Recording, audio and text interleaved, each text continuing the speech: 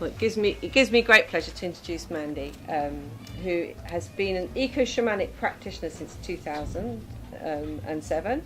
She's based on the edge of the Forest of Dean, and she runs trainings in eco-shamanism and works with others in the fields of plant spirit, eco-linguistics and poetry. And she's going to talk and work with you today on becoming one with our earth. She describes eco-shamanism as a marriage of shamanism and deep ecology, a way forward for our souls or our spirits to reconnect with the anima mundi, or the world soul. Eco-shamanism helps bring the world of spirit and our sensate world into a closer communion. Over to you, Mandy. Thank you. Big round of applause. And thank you all for coming. Hello. We're going to start with a opening and welcoming with spirits. And when I do this, I ask everybody to what I call drop into darkness. So that means taking your attention away from here and dropping it down into your heart. And the best way of doing that is to close your eyes. So if you close your eyes and then just all those things that have been going on in your head, just let them float away and get your attention dropping down into the centre of your body and into your heart. And when I've welcomed in the spirits, I'll be reading a poem and lighting a candle. So I'd like to welcome in the spirits of the green gathering, this land and space, the air and water, fire and earth, and the directions of north, south, east and west, the beautiful sun, moon and planets of our solar system and the wider cosmos, but most importantly the spirit of Gaia, or earth, of which we are all a part.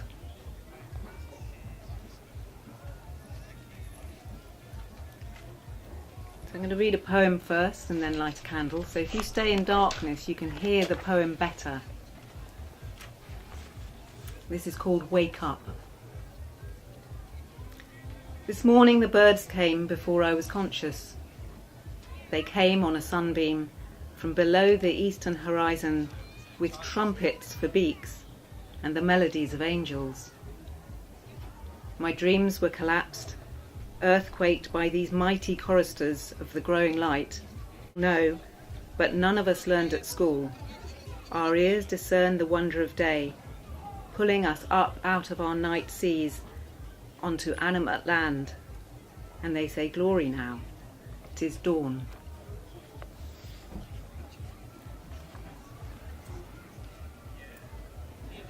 And for some of you it is just dawn. If you'd like to gradually come up into the light, but keeping your attention in your heart,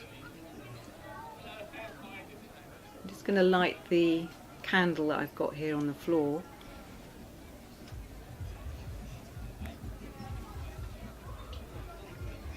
And welcome the sun into the void.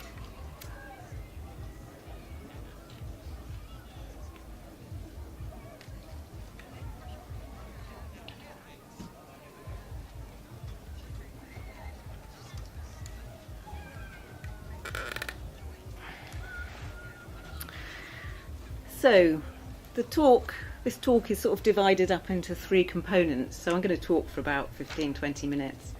It's nothing difficult, honestly. And then the last part of the talk, I'll be asking you to look at something and give your opinions. Okay, so it's quite a varied talk. The first part of the talk is I want you to think about this quote from some guy back in the past, from Greece or somewhere like that. He was called Sendivogius, and he said, "The greater part of the soul is outside the body. The greater part of the soul is outside the body." So generally we tend to think of our souls as being in here somewhere, maybe in our hearts or in our physical bodies. But my way of working is that we're not separate. We may have a body, but we are actually part of the soul of the world. which is all around us and as far as we can see or navigate or feel.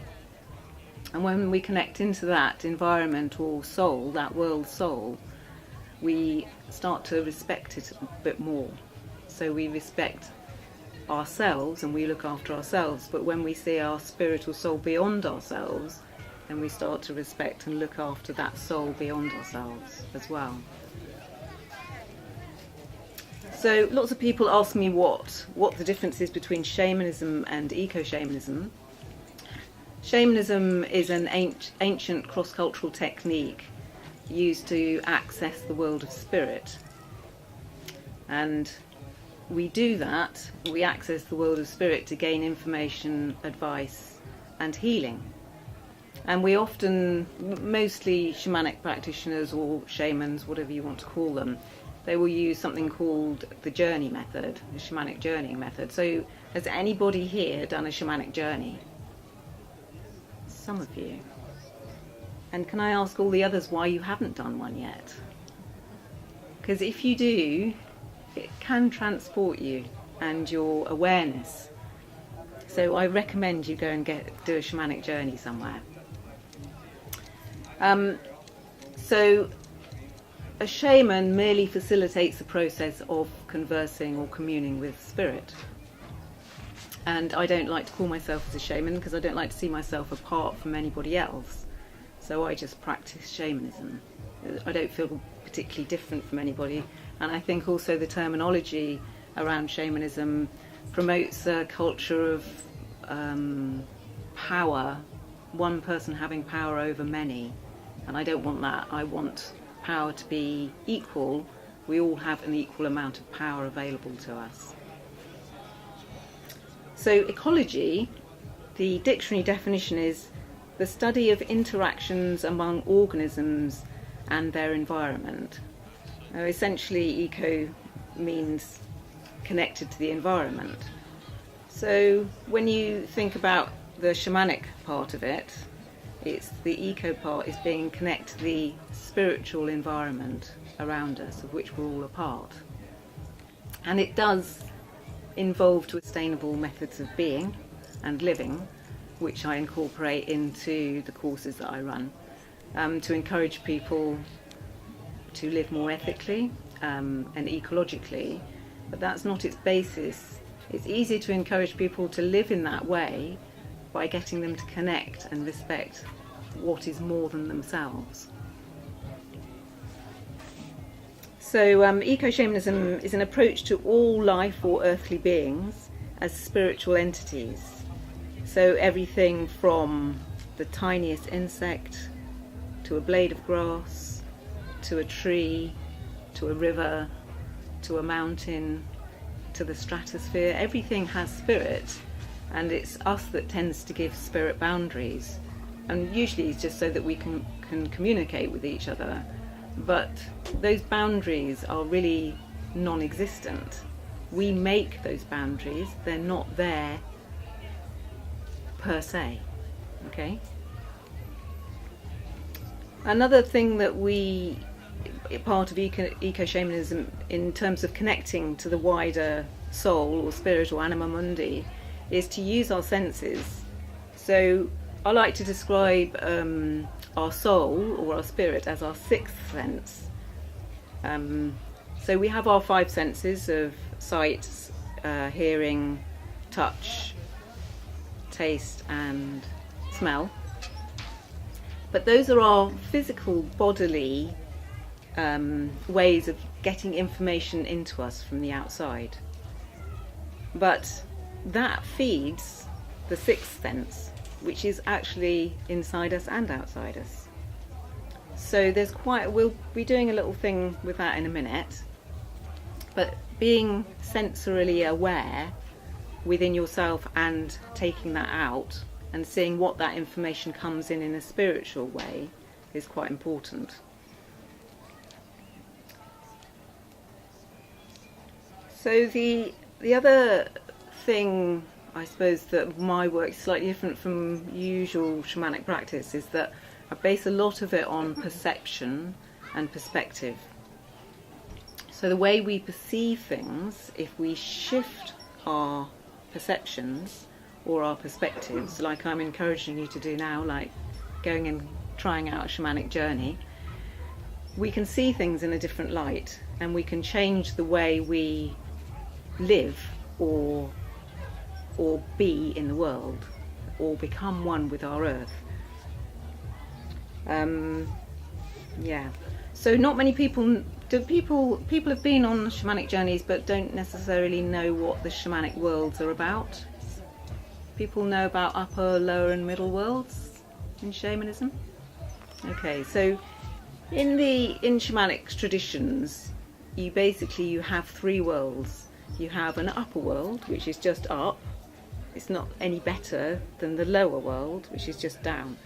And because of the way our religions and cultures influence us, in a Christian religion, we'll tend to see the lower world as hell, and so a place to fear and not like. But actually, it's just a world of spirit, just like the upper world. And in these worlds, they're places where spirits are very pure and compassionate and loving. And so when a shaman or a practitioner journeys to these worlds, then what they experience is pure and loving and can't hurt them. But there might be life lessons or healings, all sorts of things in those worlds. So the middle world is this world that we're in now. So it's the real world, but it is also full of spirit. And one of my things in shamanism is to bring more people into spirit in the middle world. And it's often called relegated to nature, and nature being the visible face of spirit. But there is spirit in everything. There is spirit in this microphone. There is spirit in the floor, in the copper bowl, in the basket, in the camera. And I think the guy, Adrian, who was speaking before, was talking about how by blessing these objects, which we don't consider spiritual, we can change them into spiritual beings or maybe not entities, things, for want of a better word, just by blessing them. Okay? So you should have seen his talk. You would have understood that a bit better. So, sort of finish off on that bit is that if we look at the word democracy, what does that mean? Somebody give me a definition of democracy. What we don't have in this country. Sorry? What we don't have in this country. What we don't have in this country. It's very human based. So democracy is about equality amongst people. And I'd like to introduce a new word which will help your perceptions and perspective go beyond the human. And it's a word that one of my students came up with, and I think it's just brilliant. It's a Gaia-cracy. So a democracy, instead of the demo bit, which means human, you put Gaia in instead. So I want you to all start becoming a bit more Gaia-cratic. So you treat humans equally, and that's in democracy, equal power. But if you extend that out to the world, then you get Gaia-cracy, where you treat everything equally. And then we begin to live in more balance in the world. Okay. So I'm just going to talk a little bit about how we managed to get to this place. Back in the 17th century, there was a guy called Descartes. Everybody know of Descartes? Put your hands up if you do. It's just a few. Okay, so he introduced a way of thinking that we sort of inhabit to a great extent, and it's a mechanistic way of thinking. And very, very basically, it meant separating out content and form. And it's how science evolved into the way it is now, although it is changing. So it's looking at the form of something and the content is not meeting together. And if you think that's quite an odd way of thinking, because everything, like if you think of your body and your soul, you couldn't have one without the other, really. You couldn't separate them out. And it's true of most things. If you have a book with words in it, in chapters, paragraphs and chapters and stuff, if you take all the words out, have you got a book? You haven't, have you? And what happened more sort of the early 20th century is something called systems thinking came in, which started to put form and content back together in ways of thinking.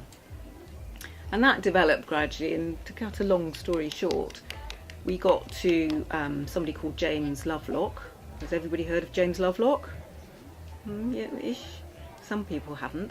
So he's somebody who developed the Gaia theory. Have you heard of the Gaia theory? Hands up, Gaia theory. About half of you.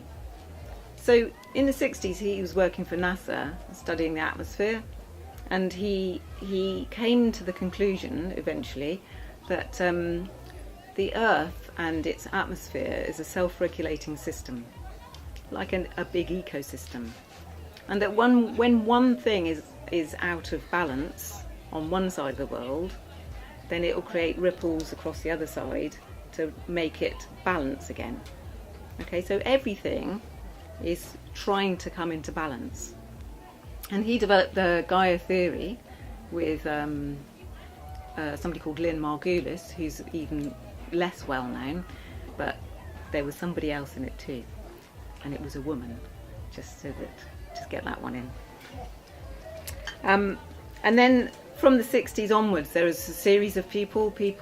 The person that invented the term deep ecology is Arne Næss, and he is a Norwegian journalist, philosopher, and I think he's in his 90s. I think he might still be alive. And he termed put deep in front of ecology to get it in back, give it some content. So instead of the study of the environment, it's about the content of the environment as well. So not just the form of it, but how the content worked within it. And also, so Earth is a self-regulating organism in its own right. And there's been other people who've come along, people like Joanna Macy, who's done the work that reconnects. Does people know about Joanna Macy? I'm throwing in lots of names here that people don't know about. Write them down and go and read them.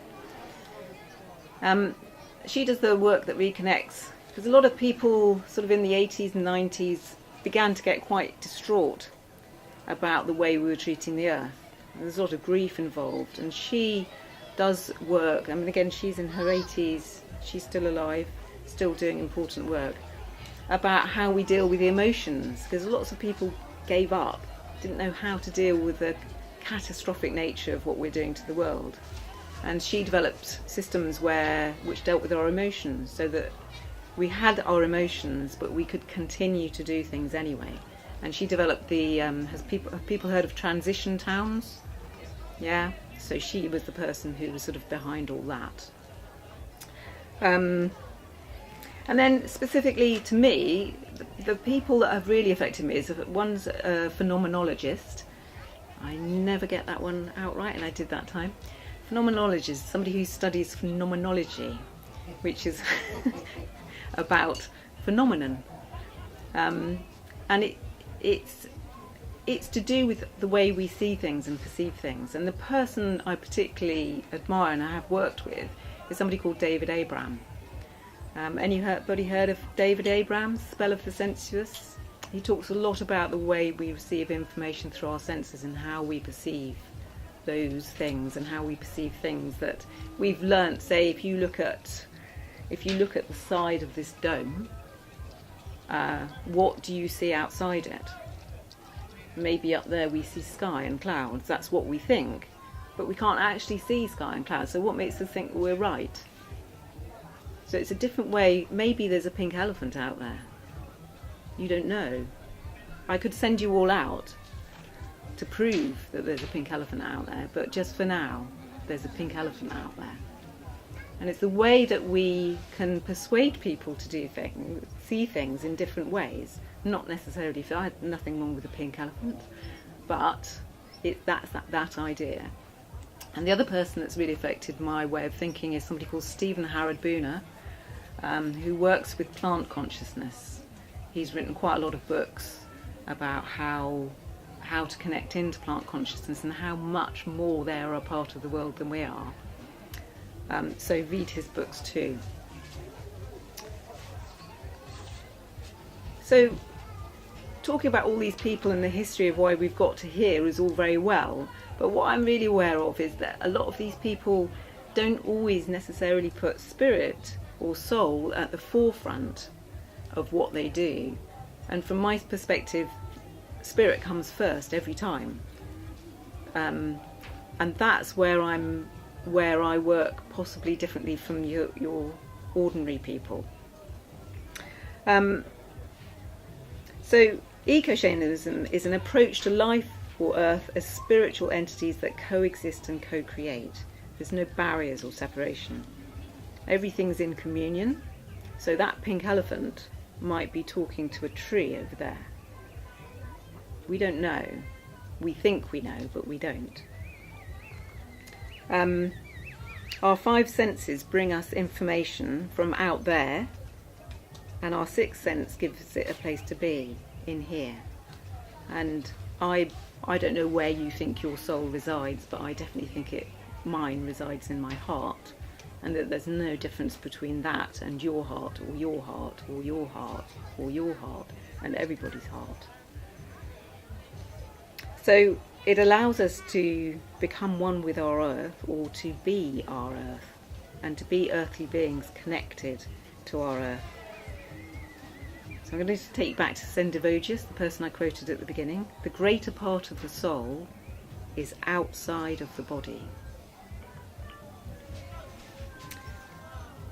So, how many, I don't know if we've got enough people, enough packs, but in here, little basket, there's a little envelope, and I want each of you to take one of these, but not open it.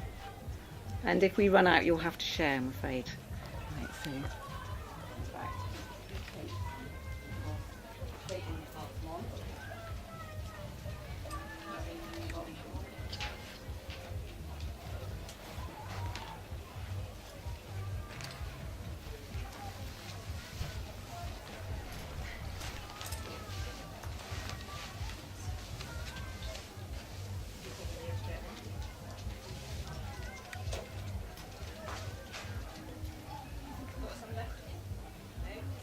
Has everybody got one? Not yet.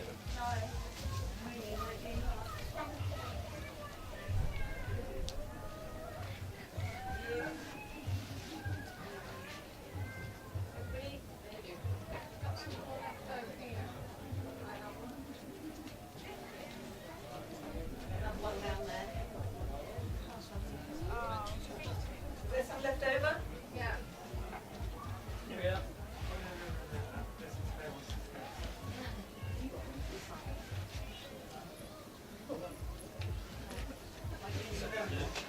Anybody has not got one?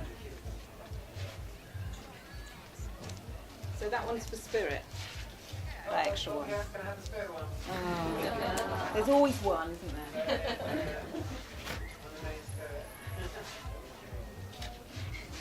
Okay, so in this little envelope, which is for you to take away and maybe put on your altar or work with in whichever way you see fit, is there are four objects. Sorry, four objects, that's three, that's four. One of them is about the past, one of them is about the future, and one of them is about the now. And there's also my card in there. So you know who I am and where to look me up. Okay, so when you open this, you can decide which is which. Okay, apart from the card, you don't need to worry about that. You can just save that for later. Can you just say what they were again? Sorry. So one represents the past, Yeah. one represents the future, and one represents now.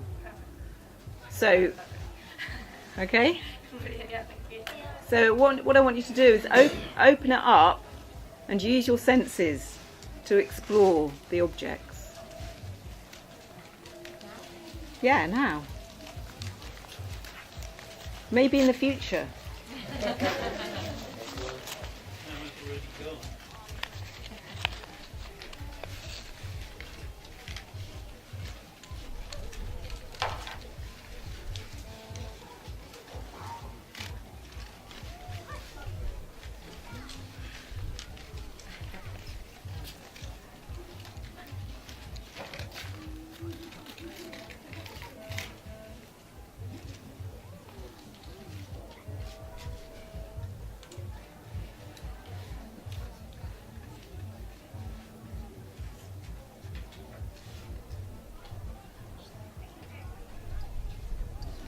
So there's one particular object that you need to take and rub. It's the greener looking object, and then put it under your nose.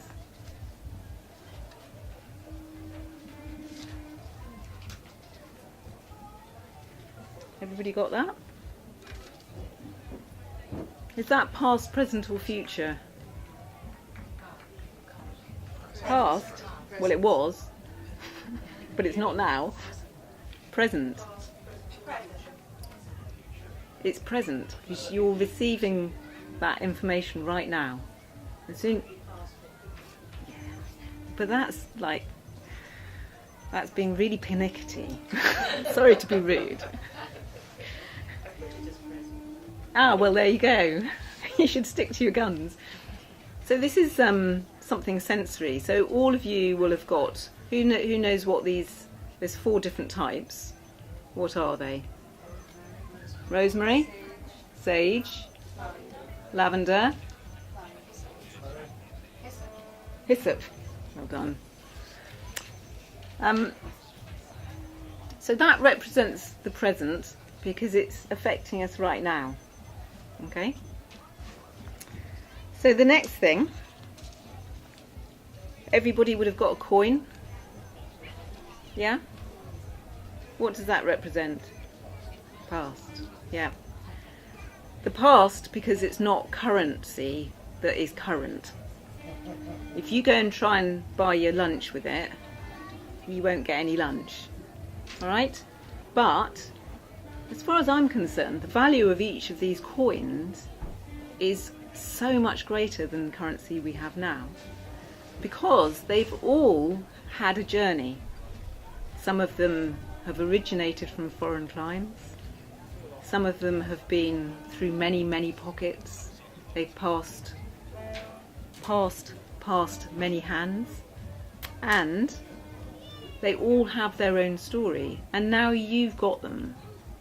And you've all got an individual coin for some reason. And maybe that coin wanted to be with you. The spirit of the coin lives on from the past and will have its own story. So maybe if you go and do a shamanic journey or a meditation, you could ask for the story of your coin. And you're actually going to be taking it into the future. And it might end up down the side of a sofa, in a drawer. But it's actually got a spirit, and it's come to you at this present time to continue its journey. Okay, so that's how something... Not yet. Later. So you can work with this coin in the future, and it will be in its past, in the present, and the future. Okay, so the next one, you've all got the same thing. So this must be the future.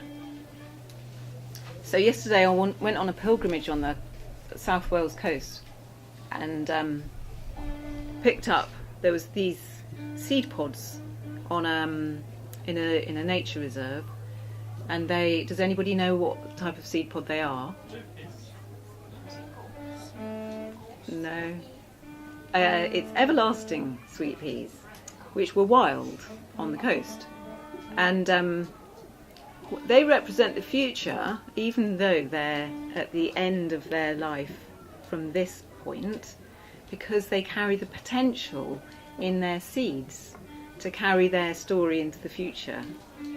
Okay, so what these will do fairly shortly is the casing, the pod casing will pop, and the number of little sweet pea, everlasting sweet pea seeds in there will disperse.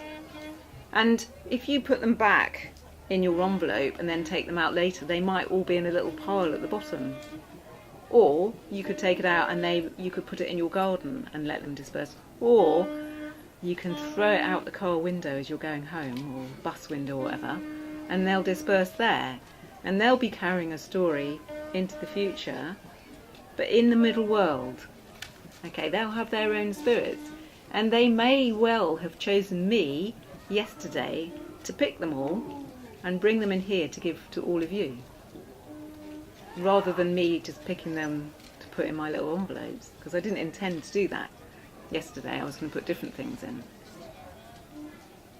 Okay, so I hope that explains a little bit about the way eco-shamanism works in terms of timelines and perspective and perception. Maybe the object chooses you rather than you choosing the object.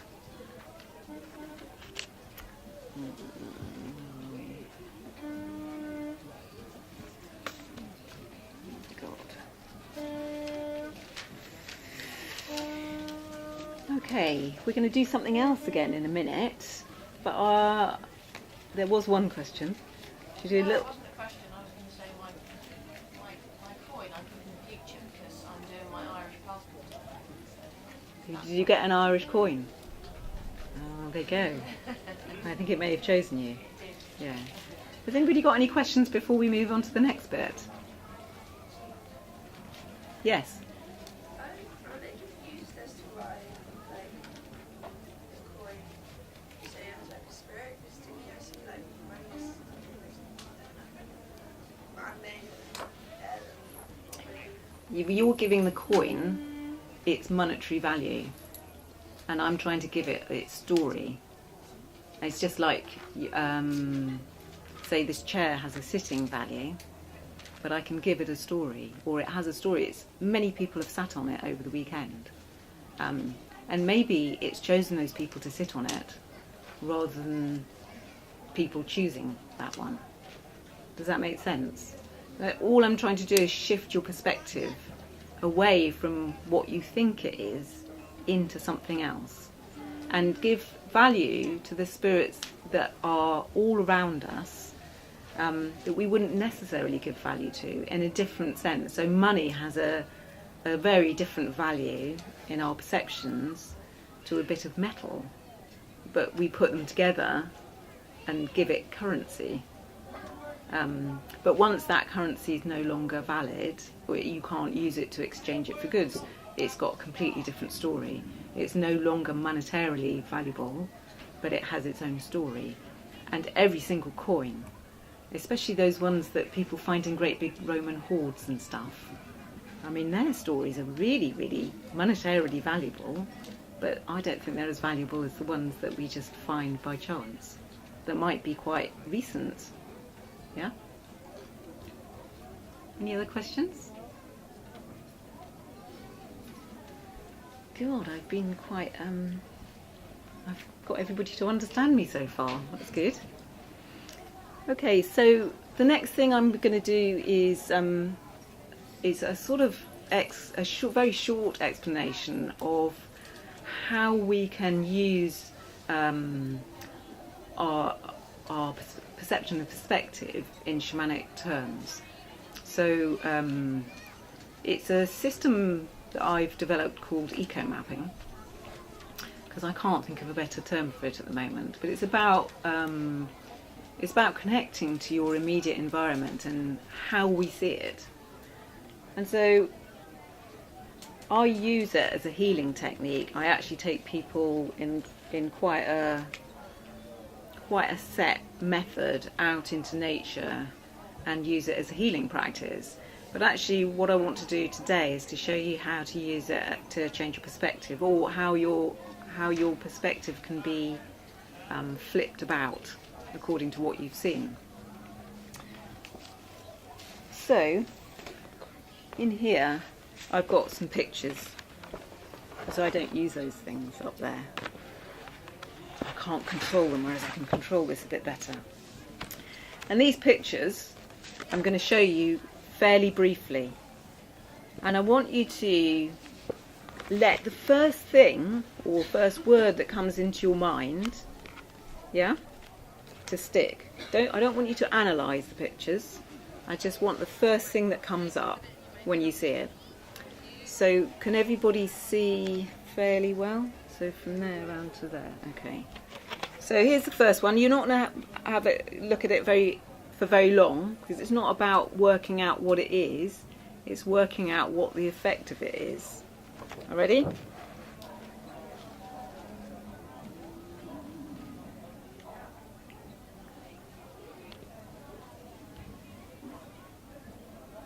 Okay. Right, next one. There's a whole series of them.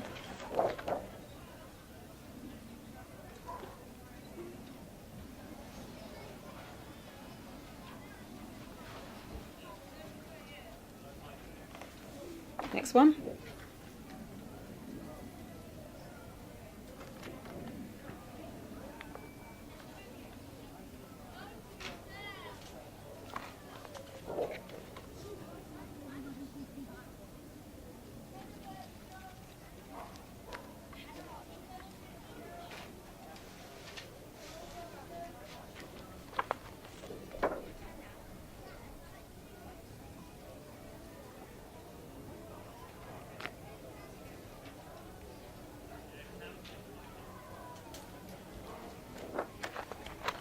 Skip that one.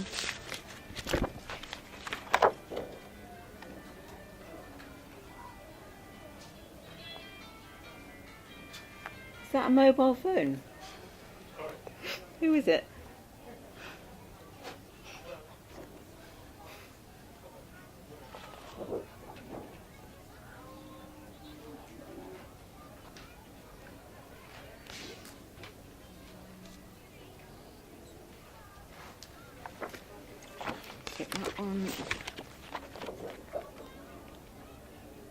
This one might be a bit difficult for the people sitting at the back.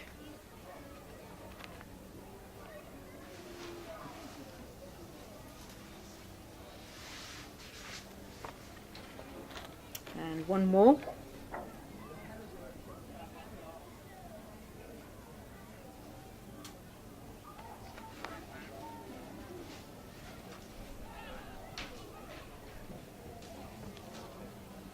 Okay, this one's back. Right.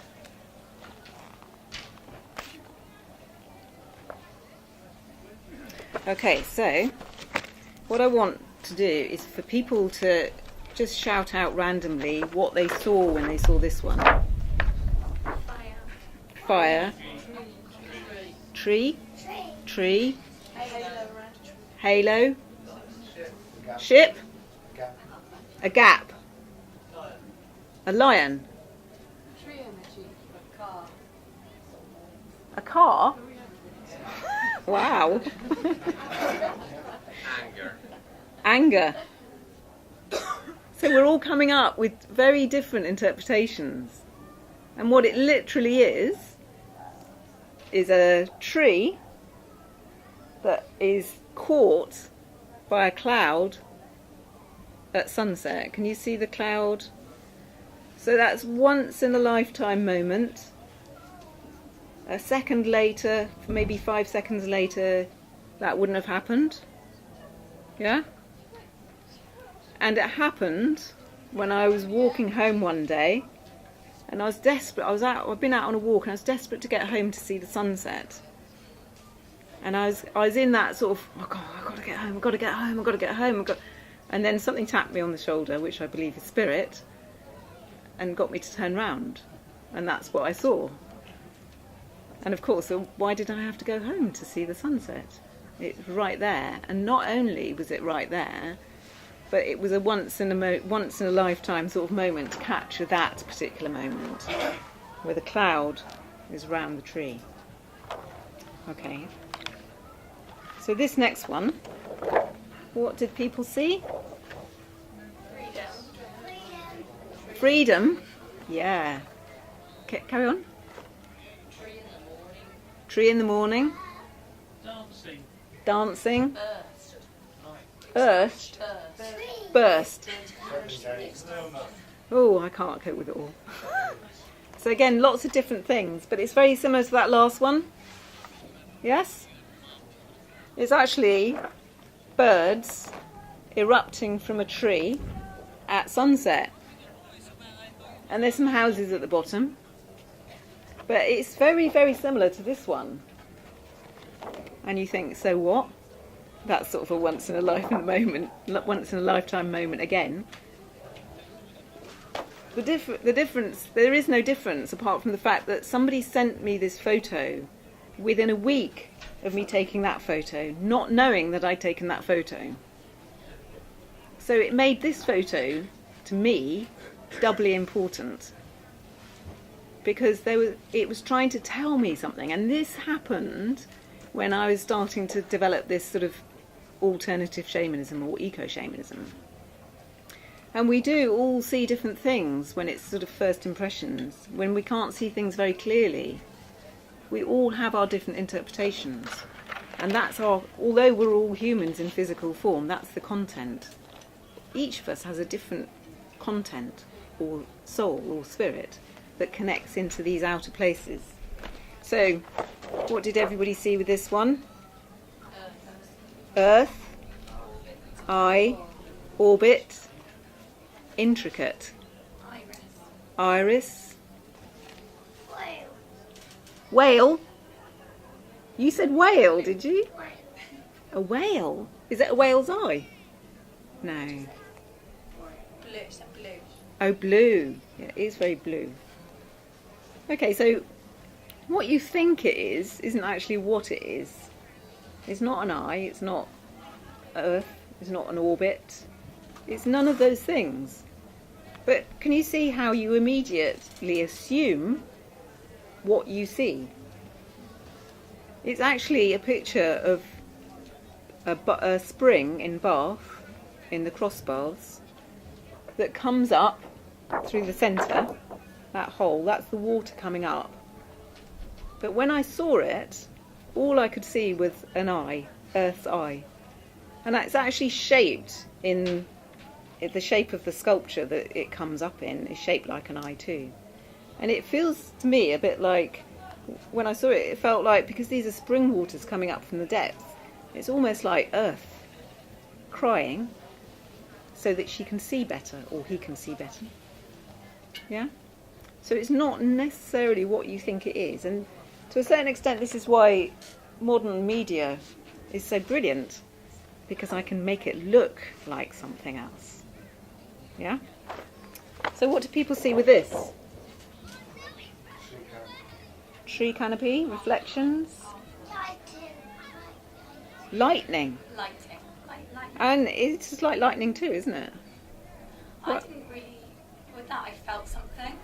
What did you feel? I love going into the forest and looking up, and I always feel like freedom, like so free, quite liberated when I see that. And when I saw that, I couldn't get a word. It was just that kind of Freedom. that that kind of love of being alive and just being Yes. still.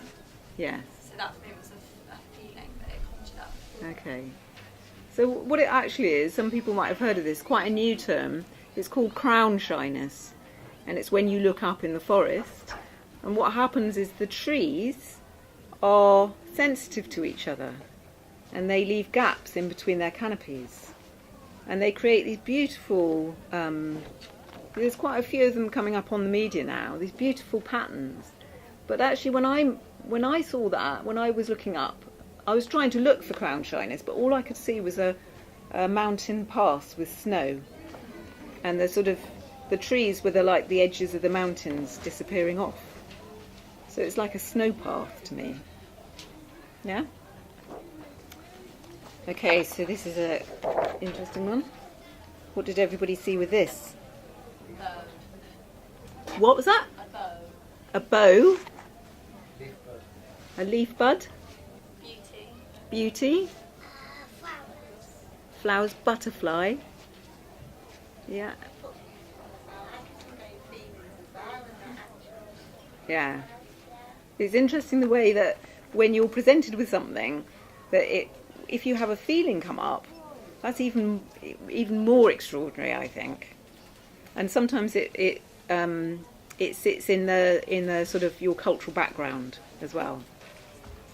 So this again, this is I was out on a walk and I saw this, and all I could see was I was trying to photograph the colour, because these are sycamore buds in the spring, and they're so richly red. I just couldn't get over how red they were, and I was photographing it. And when I got home, I opened it up on my computer, and all I could see was a butterfly, and it's like the tree was showing me transformation by showing me, look, come here, take a picture of me, because I'm trying to show you something. And there I am intently taking a photo of something. And then when I get home, it's about change. And I took this photo not long after the sunset photo at the beginning. So it was really speaking to me. And it was about how the spirit of the outside was coming in and trying to talk to me. Yeah? So, I've got that long left. What about that one? Life. Collaboration. Fishes, collaboration. Sorry? Rain. Can anybody see anything else in that? Have I got it the right way up? Yeah. A forest. Can you see the forest? Yeah. Can you see the little tree? Yeah. So every morning for about 3 months, I woke up to the condensation on my window changing. And so I've got a whole series of these photos. It's literally condensation, and the way the condensation's run down the window and made little treescapes. And when I look out of my bedroom window when I'm lying down, I can see a tree in that shape as well. And so it was changing every day. So I saw multiple types of forests or woods within my window, within the water and the condensation. As a result, I have very dirty windows because I never clean them, because I want to see what it is every time. Okay? So let's miss that one out, 'cause that's tricky. And that one, miss that one out. So this one. Void? I haven't shown it to you yet. A void. What else? Creation. Dark. Crystal. Somebody said crystal. A centre. Sorry? Centre of a tree stump. Yeah, it is a centre of a tree stump. But space. Yeah, so when I took this photo, I was desperately looking to get it in focus and everything. And then suddenly I got sucked into it. And I went, whoa, way. For me, it felt like the void.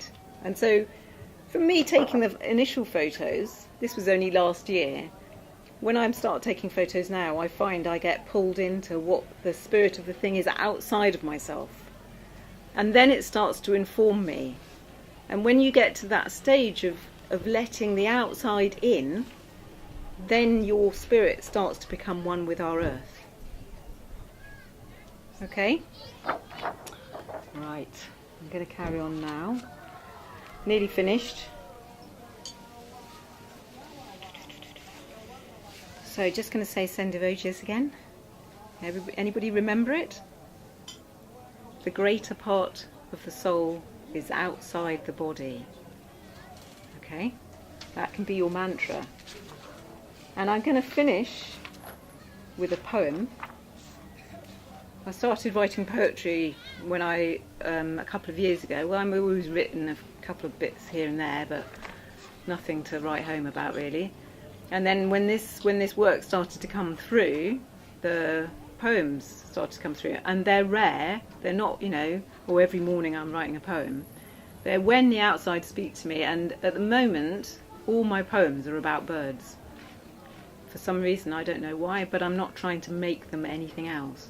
It's when the birds speak to me.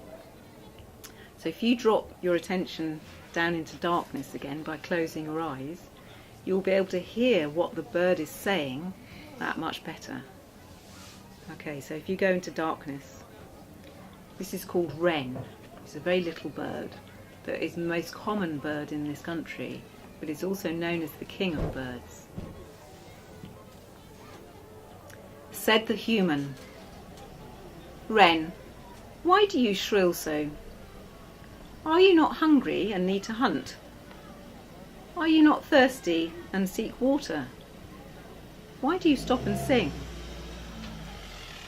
"Ah, yes, to fill your heart, and in doing so fill mine too." Said the wren, "Human, why do you listen so? Are you not hungry and need to cook? Are you not thirsty and seek tea?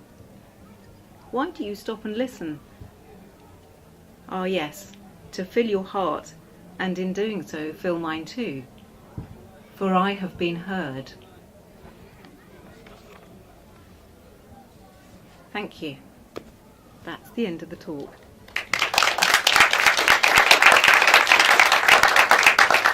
So I'm open to questions now, and seeing as I've explained myself so well, there's not going to be any. Any questions, anyone? Somebody be brave. You said you do courses. What do your courses entail? Yes, I run workshops and trainings in eco-shamanism. So the workshops are, I teach people to journey shamanically, and I teach people I do a day on eco-shamanism where we do some journeying. And the trainings I run, at the moment I'm running trainings in eco-shamanism with certificates so people can become shamanic practitioners, but eco-shamanic practitioners rather than just ordinary shamanic practitioners. And I also do plant eco-shamanism, and that's working specifically with plants, and I work with a sensory herbalist called Freya Davis.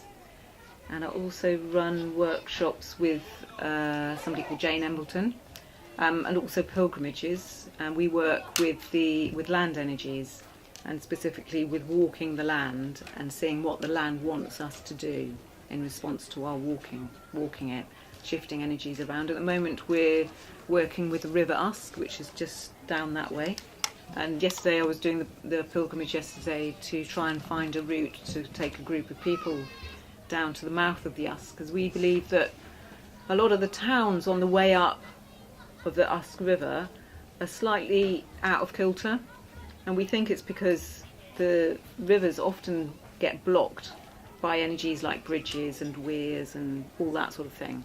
So our idea is to take the energies from the sea and the Bristol Channel, which is tidal, and take the energies up the River Usk over a period of pilgrimages to try and make the river a bit better. Well, not make it, but help it become more energised. So we do that sort of work, and also run a workshop every year with somebody called Jay Ramsey. You might have heard of him. He's a poet. We do that in Avebury, and we work with the spirit of source in poetry. And Avebury being such a pretty tight source place, it's really, really effective at bringing words up. Yeah. Does that answer your question? Great. Anyone else? Yes. Are there different origins of shamanism? Because knowing very little about it, we're discussing whether it came from the North American Indians. Does Yeah. it come from many civilizations? Okay, that's a common question. Shamanism per se, it is all over the world, and what happened, and it's about working with spirit, core spirit, and that's what people have done all over the world for centuries and centuries, pre what we have records of, because spirit's always been there.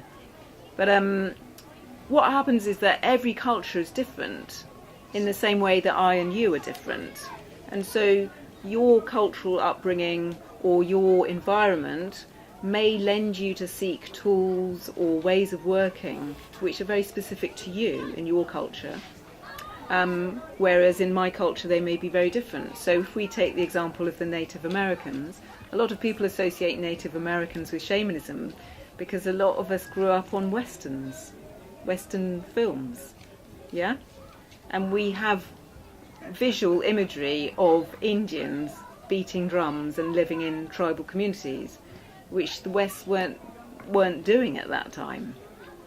But also, if you think about the Sami up in Lapland, they work with the reindeer and the drum, and the actual word shaman comes from Mongolia.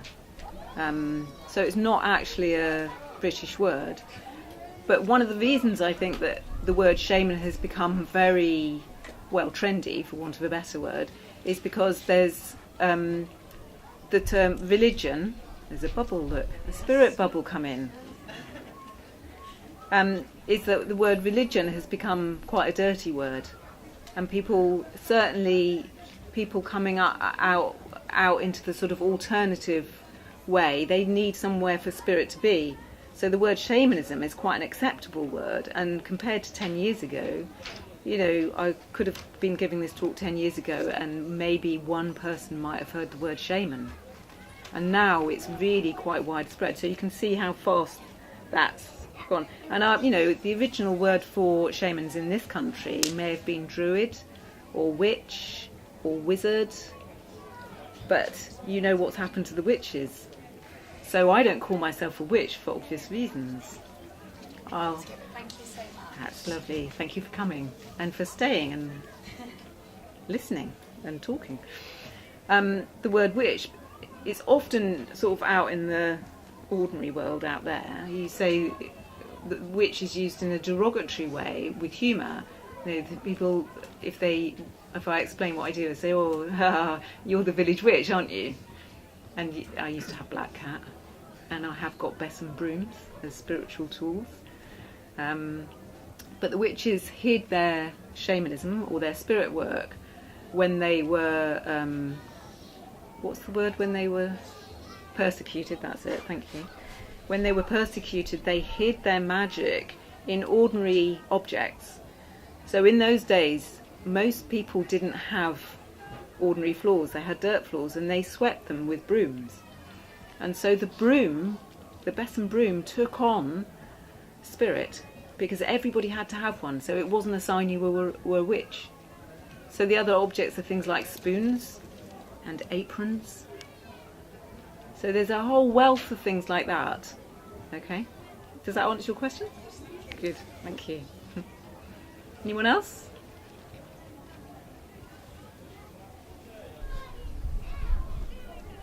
The spirit bubble. No? That's it then. We're all done. Oh wow, that's perfect timing. Yeah. My pleasure. And I'm around if anybody wants to come and ask me questions. I'm around here for the next sort of half an hour or so.